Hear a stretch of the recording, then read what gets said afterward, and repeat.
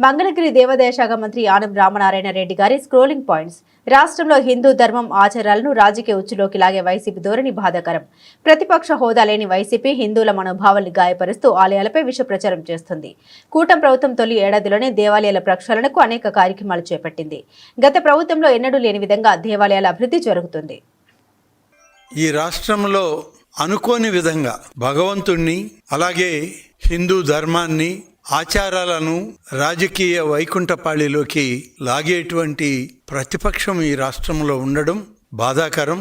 గడిచిన సంవత్సరం రోజులుగా కూటమి నాయకత్వం, తెలుగుదేశం పార్టీ జాతీయ అధ్యక్షులు, రాష్ట్ర ముఖ్యమంత్రిగా శ్రీ నారా చంద్రబాబు నాయుడు గారు వచ్చాక అనేక విధాల రాష్ట్రంలో గతంలో జరిగినటువంటి దుర్మార్గపు పరిపాలన నుంచి రాష్ట్రాన్ని, ప్రభుత్వాన్ని, ప్రజలని కాపాడడంతో భగవత్ ఆలయాలను కూడా ప్రక్షాళన చేయాలి అనేటువంటి ఆయన నిర్ణయం. మొట్టమొదటగా తిరుమల శ్రీ వెంకటేశ్వర స్వామి ఆశీస్సులు తీసుకుని పరిపాలనకు వచ్చే రోజే ఆయన సనాతన ధర్మాలని, ఆచారాలని కాపాడుతాము, హిందూ ధర్మాలతో పాటు అన్ని మతస్థులను కూడా గౌరవిస్తాం మేము అని చెప్పేటువంటి కార్యక్రమం చేశాం. కానీ దురదృష్టం ఏంటంటే ఇవాళ ఉన్నటువంటి రాష్ట్రంలో ప్రతిపక్ష హోదా కూడా లేనటువంటి ప్రతిపక్షం ఈ రాష్ట్రంలో ఉంది. ప్రతిపక్ష హోదాకి అర్హత రానటువంటి నాయకుడు ఇవాళ నేను ప్రతిపక్ష నాయకుడిని అంటాడు. హిందూ మతం మీద నీకు గౌరవం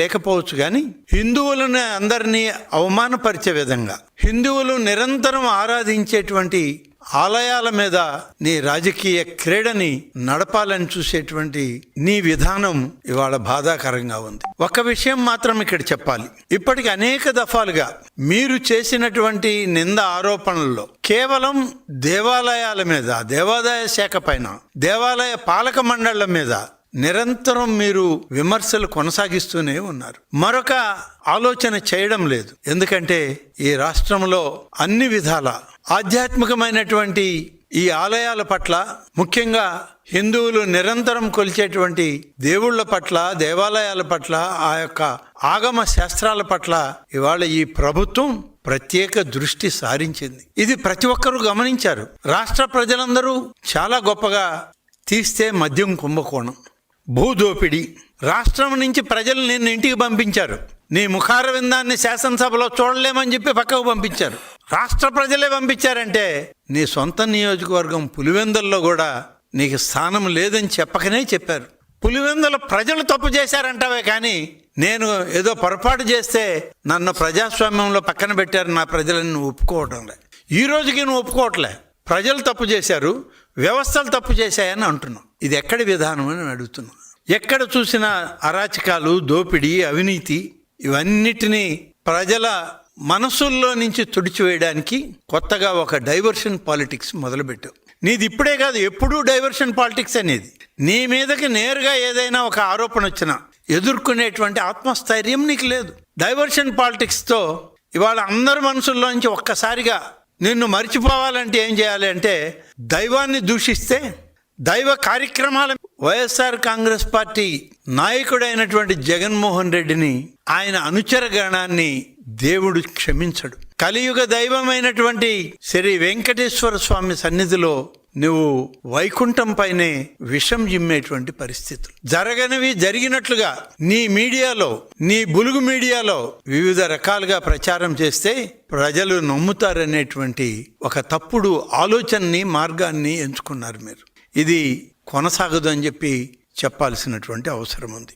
అందుకని ఈరోజు అనేక దఫాలు గతంలో కూడా చెప్పాము, ఎక్కడికక్కడ చెప్తూనే వస్తున్నాం. కానీ ఇవాళ వైఎస్ఆర్ పార్టీ నాయకులకి ఇవి ఎన్ని చెప్పినా వాళ్ళ తలకి ఎక్కడం లేదు. దాదాపుగా 4.5 దశాబ్దాల రాజకీయ జీవితం ఉన్నది. అనేక మంది ముఖ్యమంత్రులతో పనిచేసినటువంటి వ్యవస్థలో ఉన్నటువంటి వ్యక్తిని నేను. కానీ దుర్మార్గం ఈరోజు ఇటువంటి ప్రతిపక్షంకి సాక్షాత్తు వైకుంఠవాసి మీద జరిగే దుష్ప్రచారం మీద జవాబు చెప్పుకోవాల్సి రావడం అనేదే నాకు బాధగా ఉంది. ఎప్పుడు చూడలేదు ఎలాంటి ప్రతిపక్షాన్ని.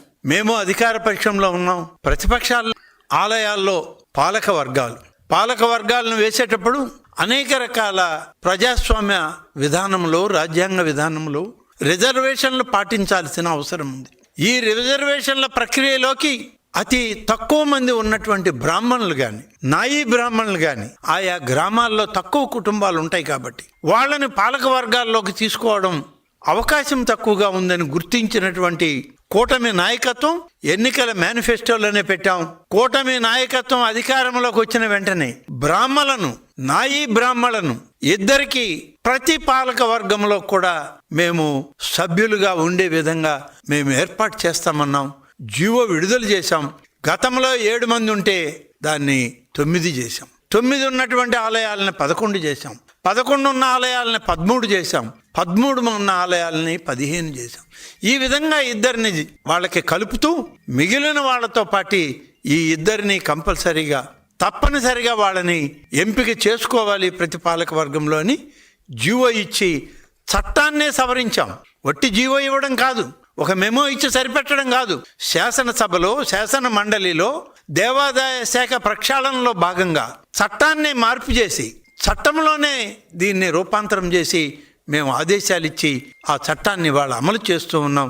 ప్రతి ఆలయంలో ఇవాళ ఈ యొక్క రాజపత్రాన్ని మేము తీసుకొచ్చి శాసనసభలో చట్టం చేసినటువంటి ఈ పత్రం ద్వారా దీనిలో ప్రతి ఆలయం పాలక మండలిలో ఒక నాయీ బ్రాహ్మణులు ఉండే విధంగా తీసుకురావడం జరిగింది. ఇది ప్రభుత్వం యొక్క విధానం. చెప్పిన మాట ప్రతి ఒక్కటి నెరవేర్చేటువంటి ఆలోచన. అదేవిధంగా ఇవాళ నాయీ బ్రాహ్మణులు వాళ్ళకి పెద్దగా పారితోషికం రాదు. అన్ని ఆలయాల్లో వాళ్ళకి నాయీ బ్రాహ్మణులకి ఆదాయం ఉండదు.